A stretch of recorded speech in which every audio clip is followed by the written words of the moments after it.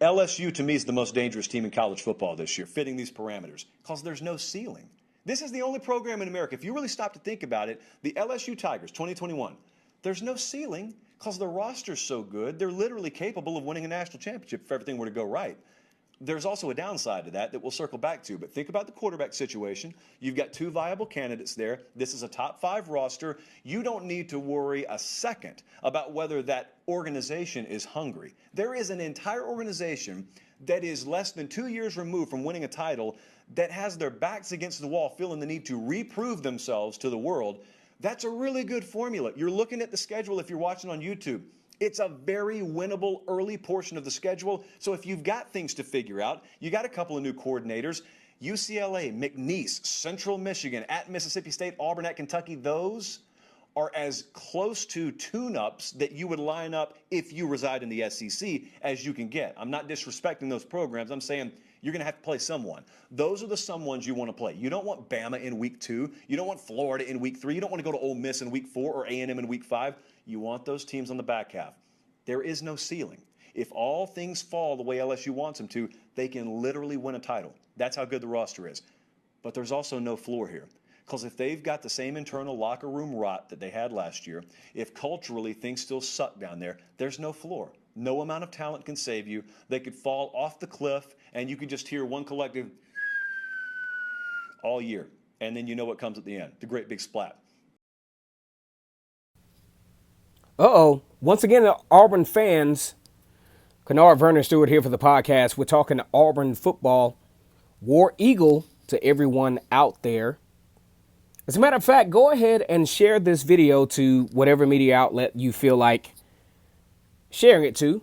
Share to all of them. I mean, there's a bunch of groups in Facebook and all those other different entities of social media.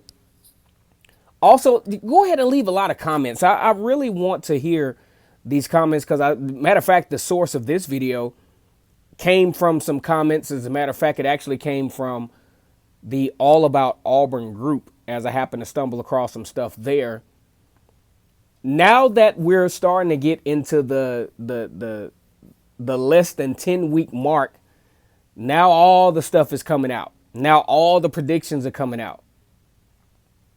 All of the way, it's not even way too early no more. We're in the thick of things now. So go ahead and subscribe to the channel. What you got to do is, I need 5 more of you to do this. I need 5 more new people that are coming to this channel. It can actually be an LSU fan because that's what we're going to be talking about today. Click the subscribe button on the side. It's free. It don't cost you nothing. And as always, it's great to be an Auburn Tiger, War Eagle. All right, so Auburn comes into this season, brand new coaching staff, brand new mentality, brand new way of doing things. And now we're starting to get the predictions. The only thing about Auburn is going to be a little bit tricky when you talk about predicting the outcome of Auburn because you really don't know what you got all the way. You do know you got Bo Nix returning at quarterback. You do know you got Tank Bigsby coming back as running back, of course.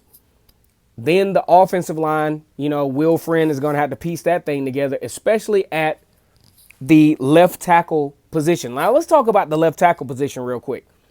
This guy has to be the ultimate pass protector, and there's not really anybody that we know of right now on the Auburn squad that has coined the overall ability to do this on a consistent level. So that way, play calling will be a little bit, abbreviated, I think, at least in the early portion of the season until that guy is established. And I don't even know if that guy is on campus. Also, on the defensive side of the football field, I think you got one of the more solid squads, I'd say arguably, at least in the SEC West. We won't say in the country, but you got a couple of good guys coming back. Owen Pappoe. You also got Zacoby McClain, and you also have some pretty decent guys that Auburn has been able to pick up from the transfer portal. Now, the question on the floor, the subject on the floor. Now, this is via Josh Pate. Auburn takes on LSU October the 2nd down in Death Valley arguably one of the most intimidating venues to play football in all of college football. Well, we'll get to that in a second. First, we want to go over the chronology of how we got here in the first place with this whole Auburn versus LSU thing. Number one, let's put this on the table. Auburn has not won in Baton Rouge since 1999. That was my second semester freshman, well, my first semester freshman year at Auburn, over 20 years ago. Auburn hadn't won since then. They've come close, but Auburn has not won since that time. In the early 2020s, Auburn has also had some opportunities. Lost in 2013, down in Baton Rouge, 35-21. 2014, actually beat LSU at home, 41-7. In a game that after that, folks thought, well, shit, Auburn might be on their way to appearing in the college football. I think the college football playoff was in by then. Going back to the college football playoff, Auburn wins that game 41-7. In 2016, wait a minute, where are we at? 2014, Auburn wins. 2015 was the one where Auburn went down to Baton Rouge again and got embarrassed. As a matter of fact, Leonard Fournette had the staple game of his college football career in that one. I mean, all types of highlights against Auburn in that game. Auburn loses that one, I think 45-17 or 45-21, something like that. 2016, now this is where things get a little tricky. In 2016, LSU comes to Auburn. Les Miles is kind of sort of on his last leg. Auburn down to the wire. Auburn actually winning 18-13 at the time.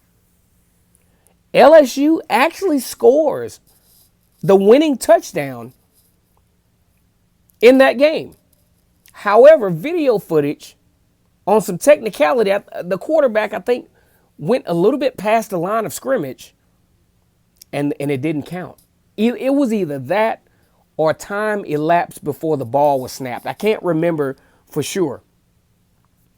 LSU loses to Auburn 18-13, which gets us to where we are now. As the result of that particular football game, Les Miles, the coach then, is actually fired. On boards Ed Orgeron. Ed Orgeron, first year as full-term coach at LSU in 2017. Auburn up epically, similar to how they were up against Florida State in the national championship game, at least 2.5 touchdowns. A game that Auburn clearly should have won on the road. Auburn just couldn't get it done. Auburn actually lost that game 28-23. That's in 2017.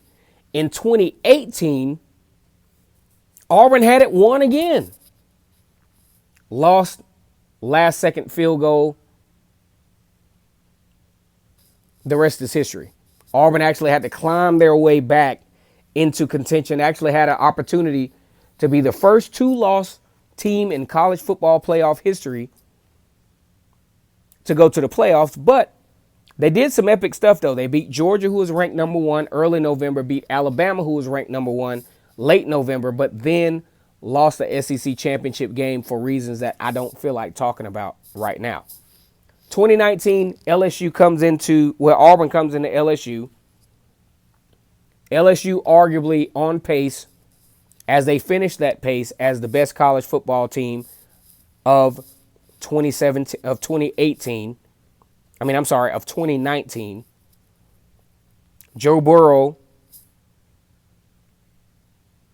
starting quarterback, leading an epic charge down the stretch with LSU, but that thing was halted because Auburn brought in what we call the 3-1-7 defense, to where they were able to abbreviate the defense and put some guys in different places and really wreak havoc as far as what LSU was able to do against other teams, which could be a possibility this particular season.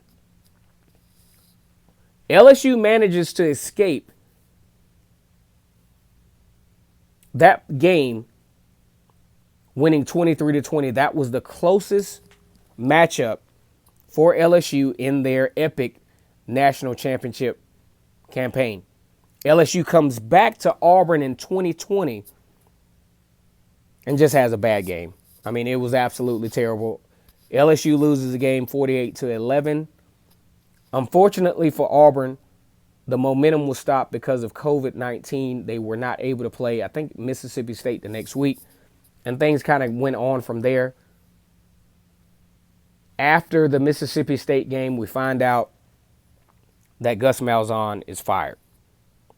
Here we are now, 2021, Auburn, brand new coaching staff. A lot of guys left, a lot of guys came, so here we are. Josh Pate says that LSU has one of the better rosters in college football. I'm not here to argue that. LSU has had great recruiting classes between at least 2018 up to this point. I think the highest from a bad standpoint, they had a 15th ranked recruiting class, I think, in like 2018. Other than that, they've been pretty stellar in recruiting. Now, here's the thing. When you look at the chronology that I just showed you, Auburn, under no circumstances, other than the 2015 year, other than the late portions of the Gene Chizik era, Auburn has under no circumstances been a warm-up game for the LSU Tigers. They've won, but it hasn't been a warm-up game. This rivalry has really heated up in the SEC West because, for a lack of a better way of putting it, because of Alabama's no-call, no-show in the early 2000s, Auburn and LSU became a big rivalry in the SEC West. Auburn beat Alabama 6 times straight in the early 2000s, which segued LSU and Auburn to become an even bigger rivalry than it was before. Always has the flair of the dramatics. I mean, the freaking barn burned down as LSU played Auburn back in, I think it was 88 or 89, late 80s, early 90s. So this has always been a game that has been interesting. So I'm looking at the schedule with LSU, Central Michigan, a couple other teams early on. Auburn, unfortunately, is not going to be a warm-up game for LSU. There is a strong possibility, even stronger than what I'm talking about.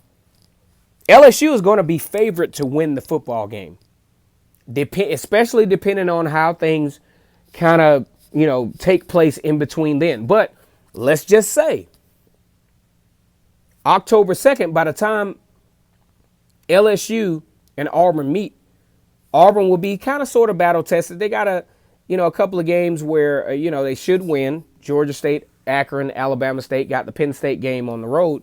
But let's just say Auburn runs the table in those. The betting lines could absolutely change. A big factor is going to be how Bo Nix plays leading up to that point.